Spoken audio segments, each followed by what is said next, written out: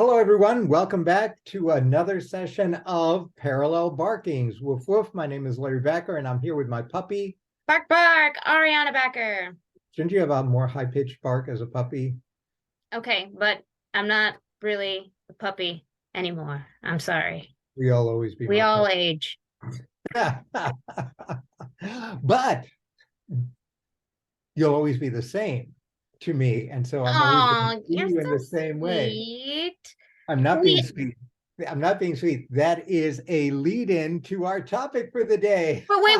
Before that, we have to explain to our listeners why we've been gone for what was it, 3 weeks? And it's all your fault. Cosmetic surgery. No, I, I was away. I was out of the country, making a couple of presentations, including helping to promote a book that I was part of at University College Dublin last week. So apologize about that. Great book. What is the book? It's on the regulation of state-controlled enterprises. I've been doing a lot of work on state enterprises, especially Chinese state enterprises and enterprises in globalization. But anyway, it was a great book launch. If you've got nothing else to do, get the book. The book is called The Regulation of State-Controlled Enterprises and Interdisciplinary and Comparative Examination, which is a lot of words, but it's a big topic. But anyway, so apologies, we're back. Yay! And we're going to talk about more. We're going to talk about text, holy text, which is any text, apparently. Yes, it's wholly too many. And actually, Well, it has been translated into 63 different languages. yes. So Roald Dahl is very famous, but he's not the only one. Apparently, this has been going on for years, but the culture wars have reached a point where one can instrumentalize this and then distribute it to the masses for mass outrage, since that seems to be the way we work things now. So get your outrage engines going. Most of you have heard about this, and we hopefully will problematize it a little bit. So Roald Dahl's estate had been, Roald Dahl apparently was not either the nicest or most open-minded person on earth, which is not unusual for people anywhere on earth. The difference is he was famous and he couldn't resist but putting that either on paper or performing it in public. Everyone knew that, but it was, we weren't married to him, and we never really had to worry about him for a long time, but we loved his books. And by we, I mean the world. This is the juice. So, but that's the setup, right? Okay. And so we start in that context, because first you have to paint the person as deficient before you can go after his work. And then we took a closer look. Now we, the powers that be, took a closer look at the work and found it in any number of ways offensive given modern sensibilities, and or racist, ethnocentric, xenophobic, et cetera, depending on how you read these things. And they, as a result of conversations, because I can't characterize these conversations, we'll just say conversations, the people who control the work agreed that it ought to be modernized to suit modern sensibilities. So a lot of things changed. In Charlie and the Chocolate Factory, you could no longer call the grossly overweight kid fat. Augustus Gloop is no longer known as fat. Right, I forget what he's known as.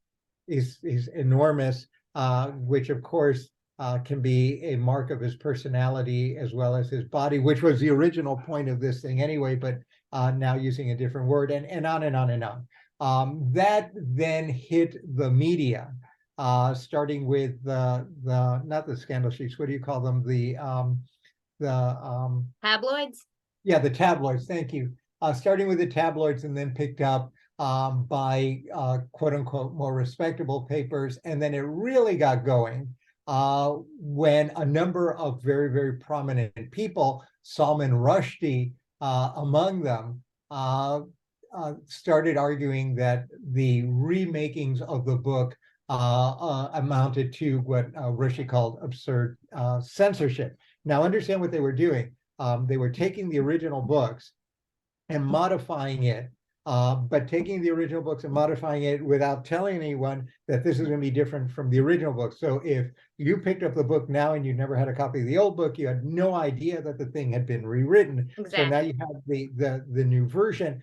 Very much like, I think they did that with that stupid movie that people like, that I can only sit for half an hour with, sorry, Steven Spielberg, E.T., where they took out, I guess, the smoking or the gun scene. So they've been Thank doing you. I cannot stay awake through that movie. I don't. Yeah, we're not talking about him. We're talking about Charlie and the Chocolate Factory. Other than things are remade. And so for example, it probably was correct that the Mona Lisa was objectified and that she really had much more facial hair than Leonardo painted on her. So modern sensibilities would require us to repaint her face so that we would be more in accord with this kind of thing. But this has been going on for a long time. And we were talking a little bit beforehand about Ezra Pound. Ezra Pound's notorious anti-Semitism was Semitically washed. I don't know what you call it. It's not whitewashing, but it was expurgated so that the text became less anti-Semitic. raw. Yeah, less raw. I didn't. I was trying to find a word so that you'd actually read it without stopping at that point and going, "What the hell?" But this has been going on in a lot of different contexts, and there are a number of questions. But so here's my first one: what's wrong with modernizing text? After all, it's just literature.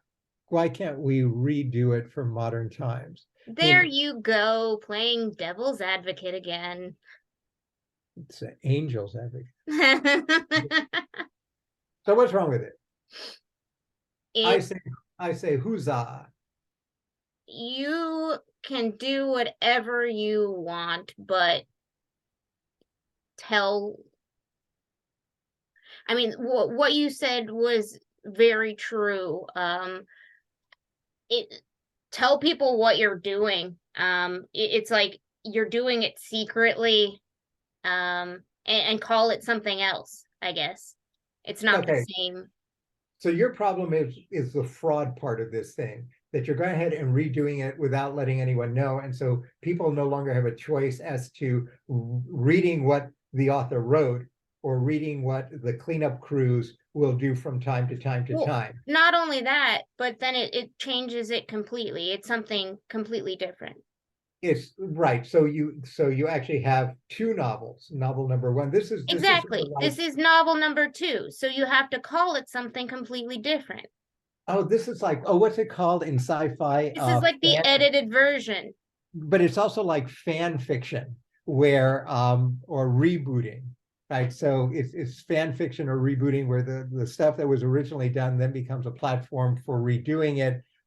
Which is no problem when you're doing reboots or fan fiction, because, well, rebooting is a little bit different, but when you're doing fan fiction, everyone knows it wasn't the original author who wrote it. So now if they're rewriting the Jedi things, exactly, it's Mary Smith rather than whoever wrote the first one. And that's fine. And that way you can have your fantasy and read the book too. Okay, and I think most people agreed, and I think that's where they wound up after all of this reaction. I think the publisher agreed. I think what they said was they're going to continue to make the original. They're going to continue to publish the original along with the new cleaned up and modern versions, and hopefully they'll be labeled. Yes, that's the point. They have to be labeled, and I don't know if they're going to be clear enough about that. So right. I mean, and there'll be mechanics. You don't know if they're going to be clear enough, or if for every 10 versions of the new and improved version of these stories, there's going to be one printed of the old one, and then exactly. Maybe or is it going to be equitable? Right, or they're going to offer the new and improved version for $1, and if you want to buy the old version, it'll cost you $100. I mean, there's all kinds of ways. There's all kinds of ways of saying, "Oh yes, don't worry, we're going to be clear and fair," and then create the foundation where it's anything but, and we're all used to this. So that's, and I think most of us can agree that would be cool. So it's what they should have done was to be upfront. and to disclose. But let's get to the harder issue. Should they have done it at all? No. Why?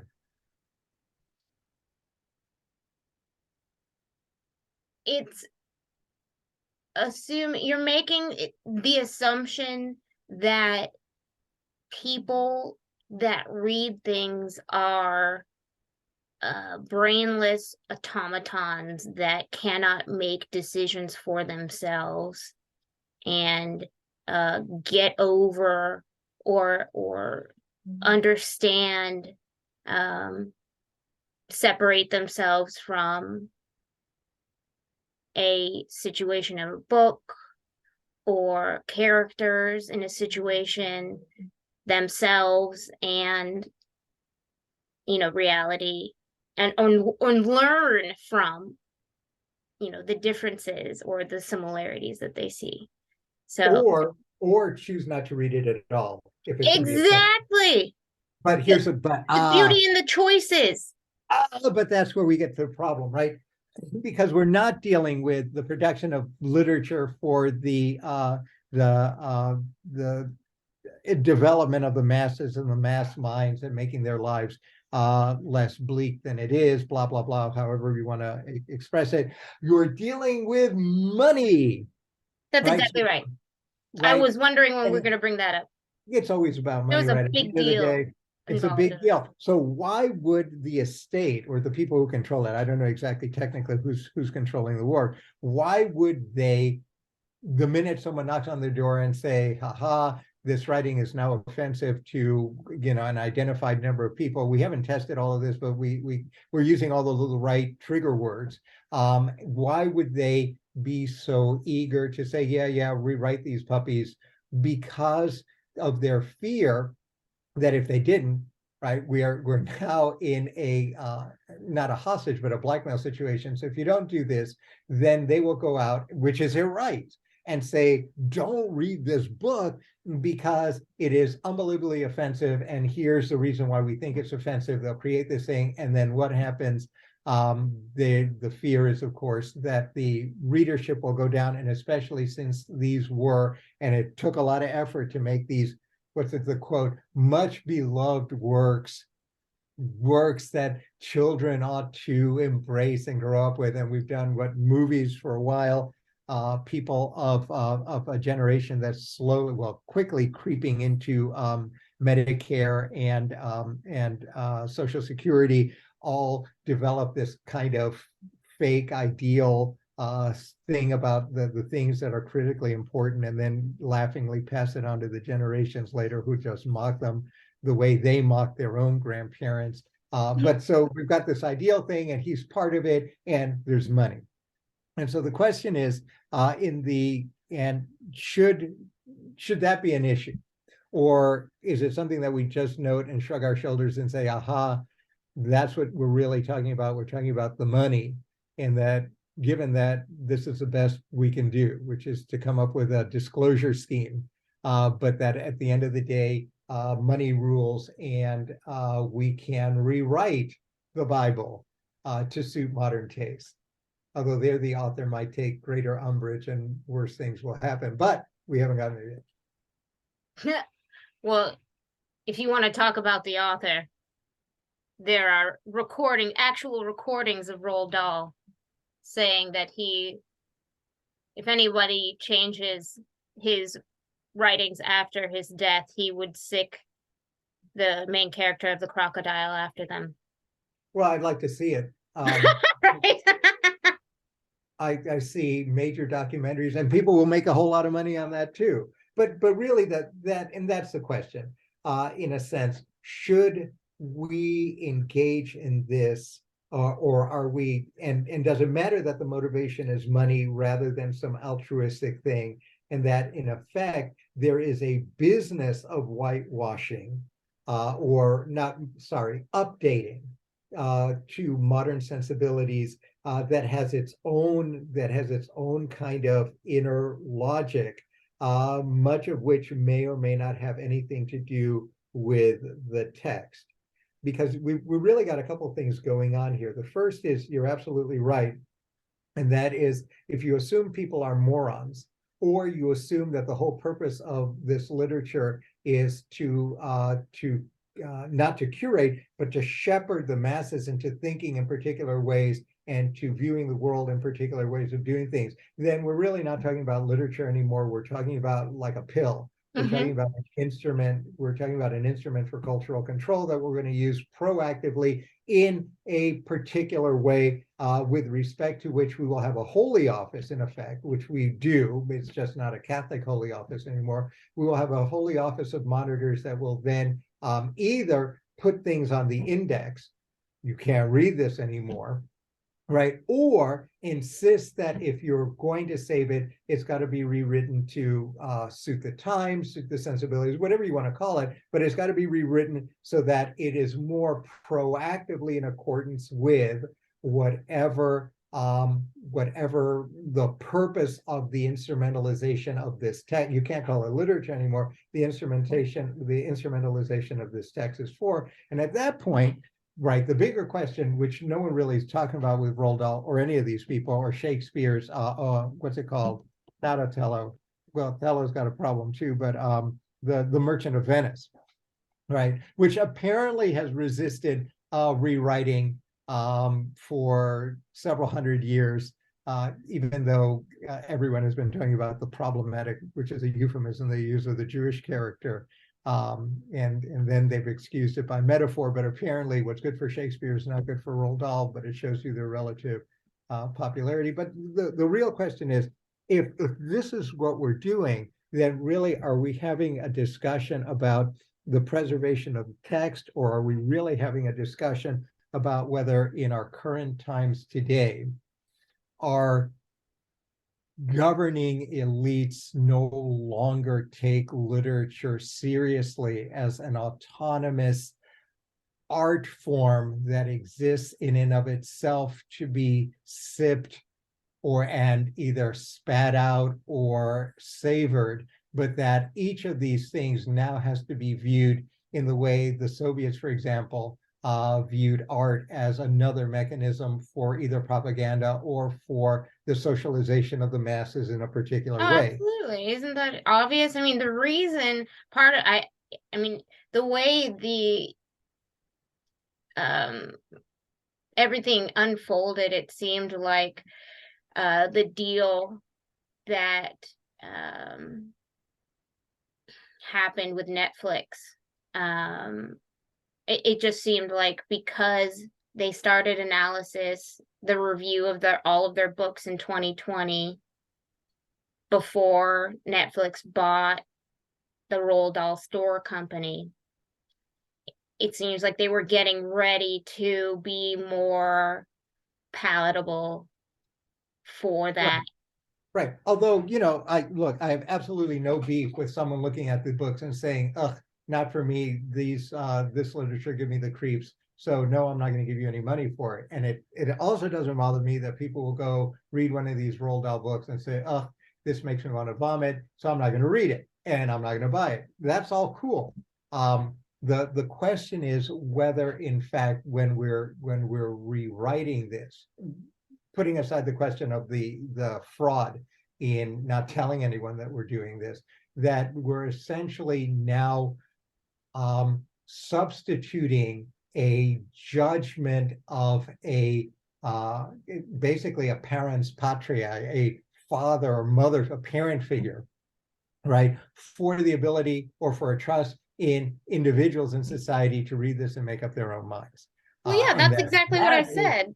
Right. But now I'm saying it in with multiple syllables because I'm practicing how to speak English with multiple syllables. I like it. Yeah. So that goes to the next question.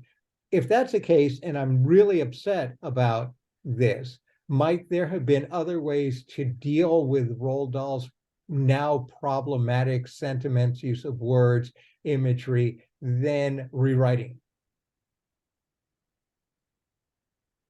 And the only reason I ask these stupid questions is because I think I have a suggestion. An answer. Of course you have an answer. No answer, suggestion. So one of the things you could do, right? What do we do with problematic passage, not even problematic, but passages we want to highlight in either holy texts or in law books or in things that are complicated, we gloss them. We write commentary. So for example, one of the things you can do is say, well, okay, look, we really find that a lot of this stuff in Roald Dahl's book is problematic. So we can do maybe one or two things. We'll write an annotation or a gloss or a commentary to the book to just clue everyone into what it is we think is now problematic in this time, knowing that 50 years from now, the people who come after us are going to mock us for our own racism, xenophobia, or whatever it is that becomes current 50 years from now. We're all going to be horrible people in the way that we view. Why didn't they think of footnotes?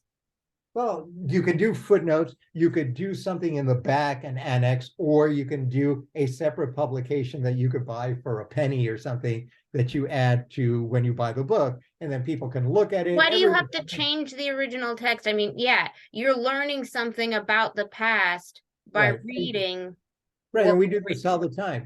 Who nowadays buys a Shakespeare book? I mean, you can do it, but you'd be insane to buy one that isn't heavily annotated with a lot of footnotes. A lot of it is because English has changed over the last 400 years, but a lot of it is, a lot of the word usage is bad. And then sometimes you can use those annotations to say, yeah, this guy, beating women was cool in 1601, not so cool today, blah, blah, blah, blah.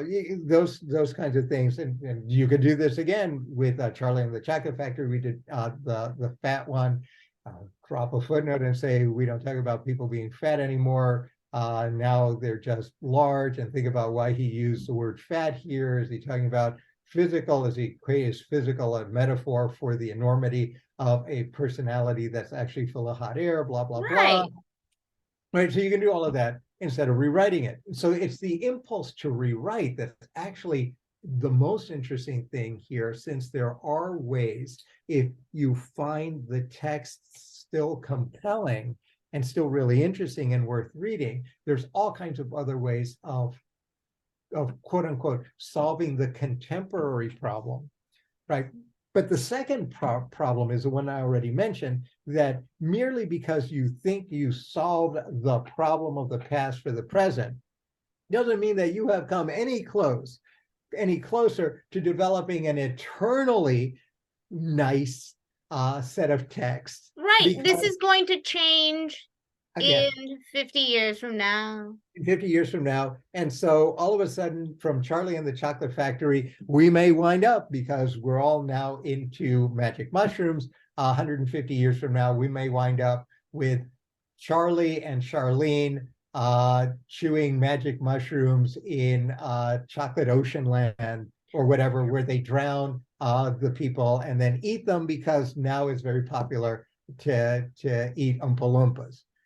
Where it wasn't, whatever thing that would be shocking to us now would be perfectly acceptable 150 years from now. They look back at us and say, you're barbarians. So no matter how you rewrite it, at some point, someone is going to come after we're dead and say, oh my God, you people are idiots and offensive in a variety of ways that you were so stupid that you couldn't even see at the time. Now we're going to redo it again. So at that point, again, we go back to the issue. So what's the point of reading this? Is it literature in the sense of an engagement by an autonomous individual with text? Or is it meant to be some kind of societally prescribed orthodoxy enhancing teaching tool that is under the supervision of some now liberal democratic postmodern holy office? I think or the second one is closer to the truth. I mean, truth? What's that famous line in the movies? You don't know the you truth. Can't handle the truth. The truth. Yeah, there you go. The review was done in partnership with a nonprofit called Inclusive Minds, and their mission is to make children's literature more inclusive and accessible, whatever that means. Okay, perfect. And you know what I would do if I were them?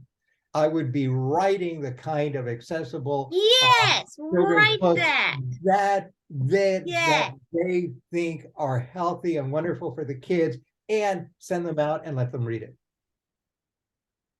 Yeah. Because they're not doing that. They're acting as they're judging something. Making changes. They're making changes. Making changes, and maybe it's easier than actually writing literature, but then it's no longer, we're back again, is it really literature anymore if you're doing this? And the answer may be, yeah, it's literature, but it's a different literature. And then we go back, so you're stuck here, you go back to the, well, it's fraud kind of thing, so you're gonna have to label this thing. But in any of those cases, it's a problem. And then you ask yourself, well, is this going to be any different than changing movies? Is this any different than going back and changing art? There was, well, what was it? There was an artist. I know there was one of the cases, a Chinese artist came, and his art project was to take an irreplaceable, I think it was a Ming era vase, and break it because he's making a statement. Yeah. Oh my God. Or at, but that leads you then, okay, so was the destruction, and I know you're going to hate me for saying this, but you got to draw. I mean, this goes all the way to its end point, and people are very uncomfortable when you point the end point of the road that they seem to be blissfully walking on, because it seems so innocuous and so right and good. It's hard to distinguish any of this from blowing up those 11th century Buddhist statues in Afghanistan. We're rewriting text there. There's visual text, but we're rewriting it. But we've seen this before in iconoclastic movements all over the place. When things changed, new orthodoxies, when we tore down all the temples and built churches on top, when we, the impulse, human impulse is, this is an ancient one. You would have thought that that was part of the point of recasting society in the middle of the last century, but apparently ancient and well encrusted habits with respect to text or literature or visual or imagery or anything like that, that has an effect on the ability to manage the way in which the masses come to and rationalize and participate in the world around them. That does not appear to change at all. And now we have a little battlefield here in that context with Roald Dahl in what was it, the famous ones, Matilda, the Charlie and the Chocolate Factory, the BFG. Yeah, and all of those. And of course, this isn't the first time. I think there was a problem with Dr. Seuss. Oh, right. As well. I forget what his problem was. I stopped reading Dr. Seuss when I no longer had to, although some of it was funny and I cute. always ignore, this is probably going to annoy many people, but I usually ignore the personal proclivities of authors. Yeah, well, authors. yeah, for the most part, and there's always got to be exceptions, and awareness of some of those proclivities may be very important. So for, the limiting cases are monsters who happen to write important books. You have to be aware, I'm not naming any names because I'm not going there, but there are any number of monsters all over the place who've written things that it would be worth knowing that they're monsters before you decide to read exactly. it. Right, so these are all spectrums. A basic knowledge of is enough, but it won't stop me from reading. Right, and then the question is, but then in that context, we go back to where we were before, and I think this is also fair, that what are things that were beloved at a particular time now may become problematic, and then the question is it nostalgia that is keeping you looking at or insisting that you continue to read something that's now become problematic? Or maybe its use is no longer the one intended, for example, for children, but now it becomes a critically important piece of literature for other segments of the population, and you don't force kids to read it. Or You develop the techniques for explaining, right? There's all in you know, and this happens all the time. And one of them, the other one is Grimm's fairy tales. Right now, that one is actually Yes. interesting because in that case, we've never, so you know, we've been on our high moral horses with Mr. Dahl Mhm. for 20 minutes. So I'm going to get off my high moral horse for a second and say, well, when it suits us, even those of us who are riding the tallest moral horse will get off it when it suits us. And where it sometimes suits us is, for example, how many retellings have there been of Grimm's fairy tales? Right, from the originals that were retelling So it. many different. But I thought you were going to say that's different. No. Yes, because what were the Grimm brothers doing? They were going around to a bunch of peasant households all over And asking for, people to remember yeah, what they remembered about traditional stories. yeah, So did they invent these stories? no. They were effectively anthropologists in a sense, in a weird, or recorders, memory recorders. So in that case, you know, the stories didn't really, quote unquote, belong to them. The way they retold it as they cleaned up what they heard might have been theirs, but the story themselves belonged to everyone. So you can tell the Cinderella story any which way you want. You can turn it into an opera where the fairy godmother becomes a fairy godfather. You There's can so set many it different versions, and you can right, and they come from different places in the world of the right, but same kind of story. right, but that's living culture where everyone in turn has a go at the stories. And there maybe it's important to differentiate between me writing a classic children's book that's coming out of my own head and has no relation to anything, to me retelling a story that is part of our cultural heritage or the cultural heritage of someone, and then retelling it in my own way. Ooh, but then we can talk about, although we'll do this for our next podcast, we can talk about the cousin of textual rewriting. Oh, That is cultural appropriation. oh my God. I thought you were gonna say Chat GPT. Yeah, everyone is talking about ChatGPT. But we've sort of had that discussion. ChatGPT is just you and I filtered through a program. No.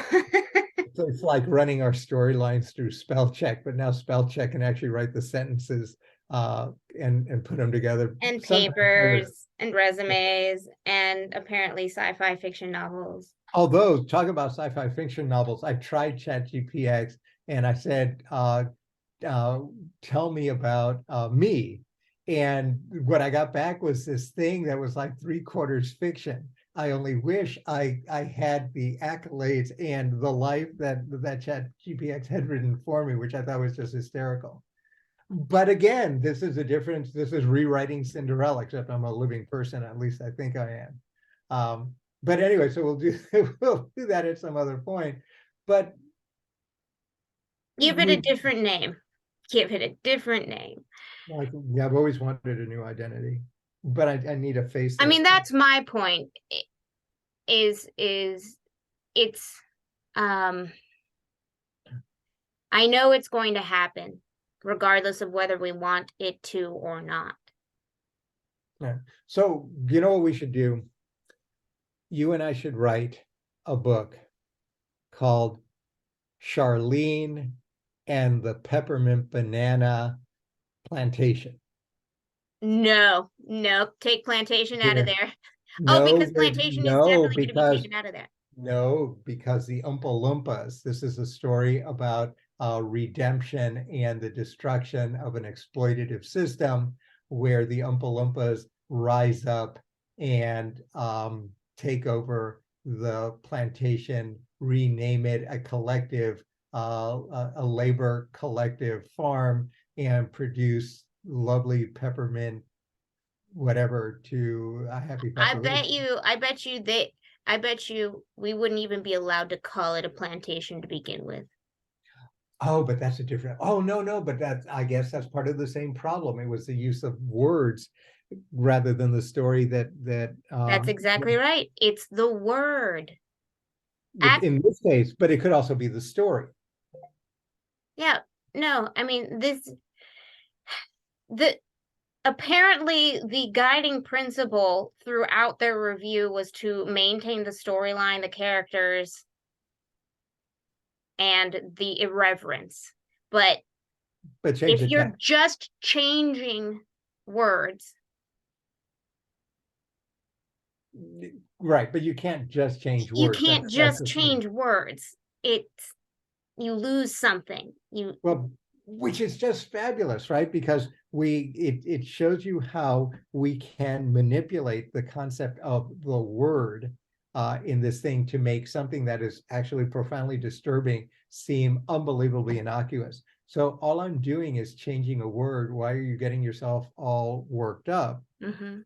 And then, which is a very simple and straightforward thing to say, and then the explanation, we've taken 40 minutes to dance around this. The explanation becomes more difficult. And certainly when you're dealing with these topics at the mass level, the longer and more subtle your explanation is, the more likely it is that people are going to turn off after the first 20 words, and then you lost them. Yeah. And then eventually they'll win. But, and I'll end with this, at the end of the day, in this context, it's probably beyond the fraud issues, which is also part of this. It's all about the monies. I have to say I agree. Woof woof. Bark bark. Until Thanks next time. everyone. We will see you next time and check you later.